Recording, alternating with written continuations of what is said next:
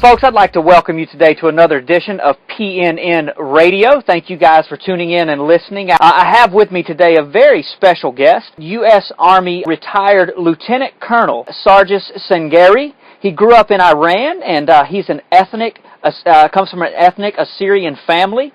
Sargis is the CEO of the Near East Center for Strategic Engagement. He had 6 years of continuous combat deployment in the Middle East, conducted 144 combat patrols, 22 Special Forces missions, and survived 7 IED attacks. Colonel Sangari has a deep skill set in Mideast languages and cultures, and understands the plight of specifically the Assyrians and other Christians in the Middle East, and now uses his 20-year military experience to help Assyrian Christians in their struggle against ISIS. Lieutenant Colonel Sangari, it is my privilege to have you with us today, and wow, just by reading your resume there and your deployment time and your combat missions and survivor of 7 IED attacks, I would say that God has a very specific plan for your life, my brother. Well, thank you, Brandon. I hope he does. Well, it certainly seems that way, and just based on what it sounds like that you're involved in and doing now, I would say you're probably fulfilling that plan. So tell us a little bit about what your organization, the Near East Center for Strategic Engagement, just what do you guys do, and tell our audience how they can find you and support you in that.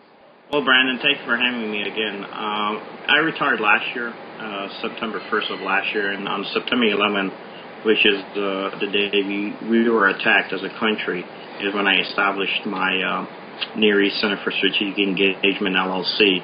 And it was established as an LLC specifically to give it flexibility to be able to help the Assyrians downrange who are fighting against ISIS along the lines of security, governance, and development. Part of what we have done with the Near East Center for Strategic Engagement, and you can find us on the web, obviously. Our webpage is www.nec-se.com. Again, www.nec-se.com. We also have a Facebook page, and we do run blogs basically off of our Facebook page that looks at the issues and topics that are specifically affecting the Assyrians, but more overall holistically the entire Near East. We also started the UnitedAssyrianAppeal.org recently that allows us to put money into the hands of the families of the Assyrian servicemen that are fighting against ISIS, both in Iraq and Syria. It took us 6 months to finally get the approvals to be able to do it along the lines of security. But I think we're in a good place right now trying to support the fight downrange. Wow, what an amazing work. And obviously, you know, we're all familiar with ISIS. It's headline news every day, the atrocities that are being committed in the Middle East, and that I'm sure, if we don't handle this situation correctly, that could make their way into the United States. So what's your opinion on that, on the ability of ISIS to eventually reach us here in the United States? Well, I would say ISIS is here. We've had, how many now, 9 individuals picked up over the past 10 days. That's one person per day that has made the news that you know about, not to talk about the ones that you probably do not know anything about. And I'm sure there are more. There are more. Yes. More. As of 2 weeks ago, I don't have the current number, but 2 weeks ago, 90,000 hits were being done by ISIS recruiters to the various different websites that your kids are visiting, trying to recruit more attacks that could take place possibly here, especially with Turkey closing the border now as of 10 days ago, not allowing any more access going back and forth into Syria. Any of the supposed ISIS supporters that cannot get into the box to fight in Syria or in the Near East, they're going to try to find their way to be able to conduct operations here. One of the first posts that we had on the Near East Center for Strategic Engagement was the column Local Terrorism and Global Problems, or is a global problem. And one of the main factors that most people who monitor and know terrorism understand that it is rarely that a terrorist group is isolated. The environment factors have evolved over the last few years to such an extent that these ideologies and radicalization process leads to terrorism without any political or geographic borders having effects on it. Right. Okay.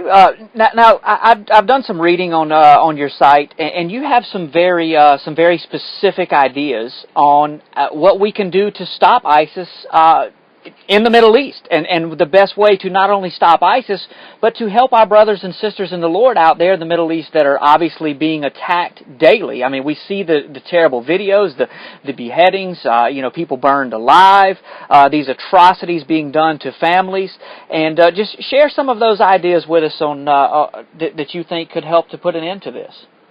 Well, look, the Assyrians are being eradicated. Right. There's a 6,000-year-old history that's being eradicated. Certain segments of ISIS, not all of them, of course, certain segments are attacking him because the Assyrians have been mentioned in Bible prophecies, especially with Isaiah, and those prophecies have not been fulfilled yet.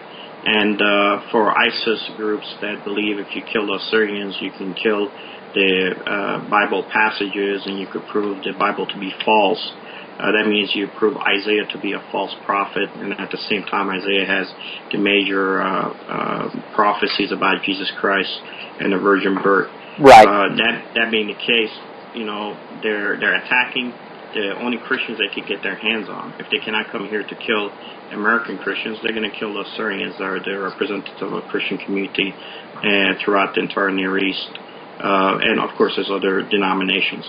What our recommendation has been and what the Assyrians have asked for, Assyrians have actually had a physical army on the ground fighting since August of last year. Funding and direct support has not come to them.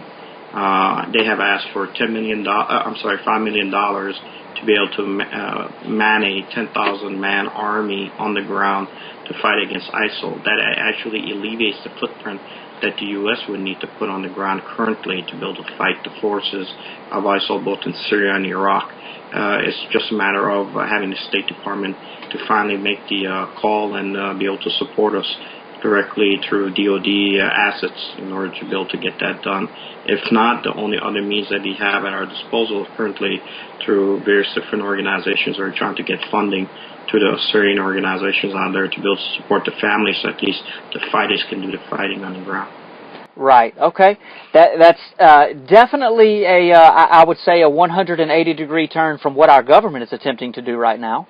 It seems that at every turn, while our leadership stands on television and tells us that we're doing everything we can to combat ISIS and continues to stress to us that this is not Islam, but yet it seems like weekly we see reports coming out that we're accidentally, arms have accidentally fallen into the hands of ISIS, or people that we had entrusted in the Middle East are now become members of ISIS. I mean, people that John McCain went and had lunch with are now some of the leaders of ISIS. So what you're recommending, I would say, definitely is quite the opposite of what is in place right now, at least out of the United States anyway.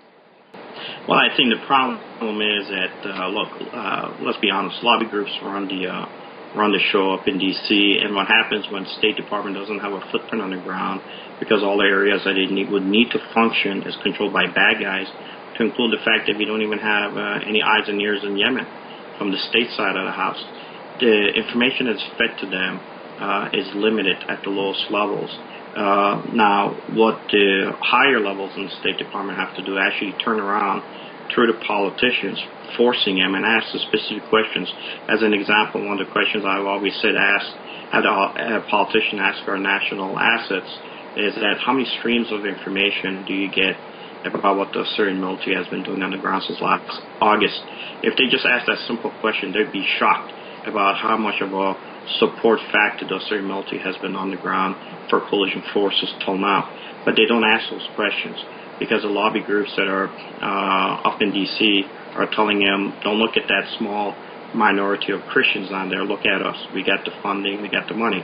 And unfortunately, most of that money and funding that got to them was through projects that were conducted downrange, going back for over 10 years. There's taxpayer money. So taxpayer money is actually coming back to the State Department through the coffers of individuals that is not allowing us to really get the true understanding of what's happening on the ground. Like even the KRG, Kurdish Regional Government, that is a piece that we're trying to support as often as possible, even they've lost their footprint in the region.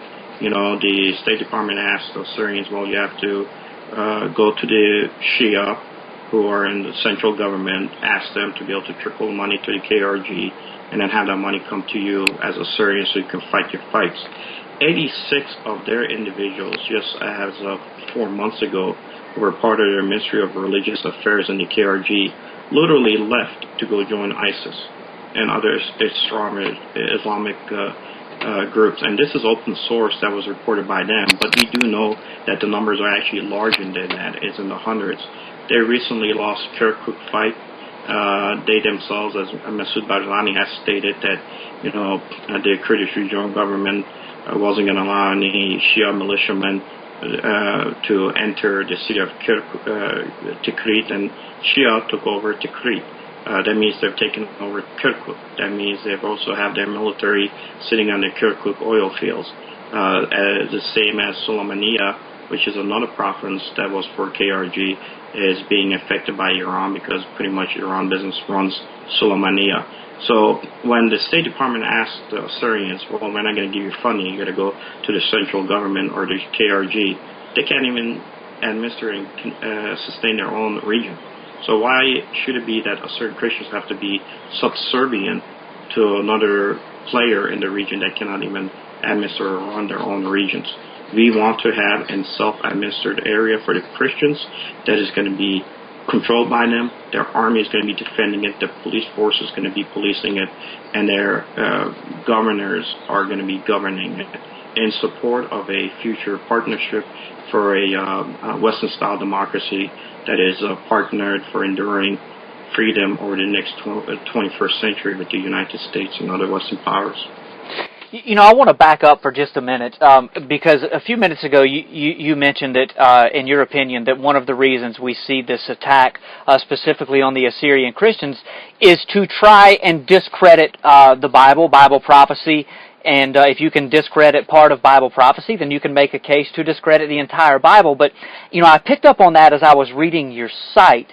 And it just amazed me because the first thought that popped in my mind was these people think that they are going to discredit the Bible, but in fact, what they are going to wind up doing is fulfilling Bible prophecy by the persecution they are bringing to Christians in the Middle East right now, and that I'm sure they're bringing to Israel and the Jews as well.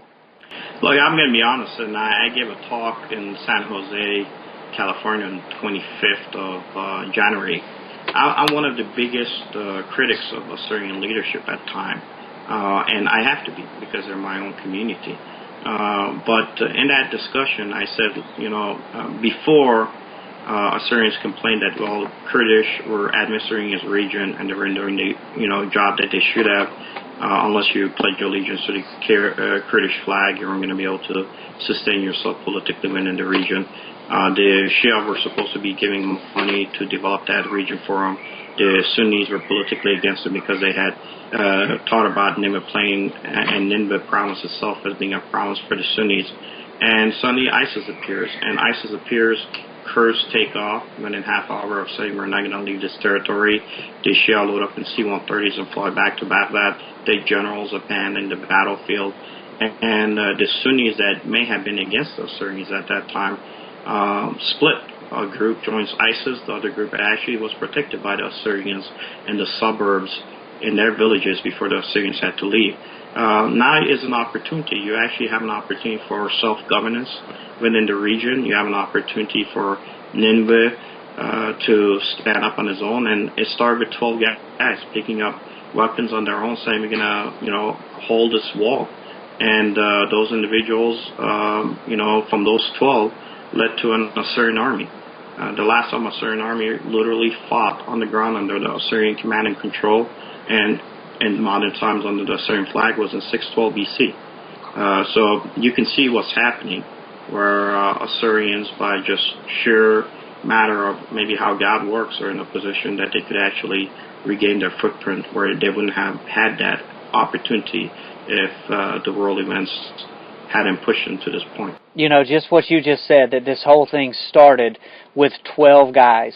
I would say that in of itself could be very biblical. Would you agree? No, I'm a strong believer that everything happens for a reason, and the fact that it was 12 was significant. And I went back and verified the number, but it was 12 guys. They just picked up weapons and said we're going to hold our stand, and then the numbers just started increasing. The Assyrian army gets a lot of foreign fighters, Western fighters that want to go join it from various different countries.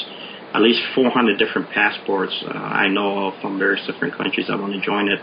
So it's the only force that, if it's ever stood up and finally has a military, could literally become an international force in a coalition stronger than the current coalition you have on the ground. The one thing I have always said to the State Department and our personnel is that, look, you can't go back to the systems that do not support you and have proven over the years that they're incompetent when it comes to administering their region or even being able to be your ally in the region in the long run and think that they're going to do it. You know, on the day Jordan was bombing targets after their pilot was burned in Syria, on the same date, Saudi trucks were moving through Jordan borders to support ISIS, the same ISIS that has declared war against Saudi. This kind of a diluted way of partnership is ridiculous. You have a Christian community on the ground, and it's their homeland, and they want to protect it. All they're saying is give us $5 million in training and support from the U.S. side so we can be an enduring partner to you. We believe in the same concepts of democracy. This is our homeland. We were the first nation to ever bring civilization forward into this region. And I think the fear from the politician side of the house might be the fact that if $5 million, 10,000-man army brings to fruition in a Syrian state, then the politician has to go back and tell their constituents, why did you spend billions and trillions of dollars on partners who failed you in the long run? Yeah, that's an excellent understanding of what's going on there, and just amazing information. Well, listen, we only have just a couple of minutes left today, but in our closing time, what's your opinions on the on the current deal that has been brokered or is continuing to be brokered in Iran, and what effects do you think, long-term effects, do you think that will have on the situation in the Middle East? I think the major reason why that deal has been brokered, I think, is basically where we lie financially ourselves as a country. Look, if United States was strong enough, European community was strong enough economically, we wouldn't be in the position we are. I think this deal helps China more than anybody else. China needed to stabilize its economy based on a deal that would lift the sanctions, and they pushed hard for it. As of last year, when China bought most of our securities, we realized that if China, which is on a bubble currently because most of its economy is tied to a credit economy, fails, we would fail in the region. And I think a lot of the decisions that are being made are expanding China's footprint there for economic stability, which is costing us in the long run. I think once you lose this footprint, you're not going to gain it back in the next 10 to 15 years. So be careful of the China influence within the region. Again, very, very insightful and amazing information as we continue to see the rise of China on the world stage. And once again, many people see that as being very biblical. And once again, folks, we have had retired Army Lieutenant Colonel Sargis Sangari with us today here on PNN Radio. And Mr. Sangari, we appreciate your time, appreciate all that you, your family, and your organization are doing. Once again, in closing, if you just tell people again the name of your organization and how they can find you and help you. We're the Near East Center for Strategic Engagement. You can find us on Facebook or the web. And the biggest thing we need support with, which is financial support, is the United Assyrian Appeal. The money that you donate to the United Assyrian Appeal.org is not tax write-offable. We have to keep it that way because otherwise we could not support along the security lines of effort. But right now, the community needs your help and funding, and please understand that without it, we're going to be stuck. There's no way we could help the Christian downrange to get anything done along the lines of security. Thank you very much for that. And folks, I would encourage everyone to check out Mr. Sangari's site and help him in any way that you can. And once again, this has been U.S. Army retired Lieutenant Colonel Sargis Sangari with me today, your host, Brandon Gallups, for another edition of PNN Radio. And we thank you guys for tuning in, and we'll see you again next time.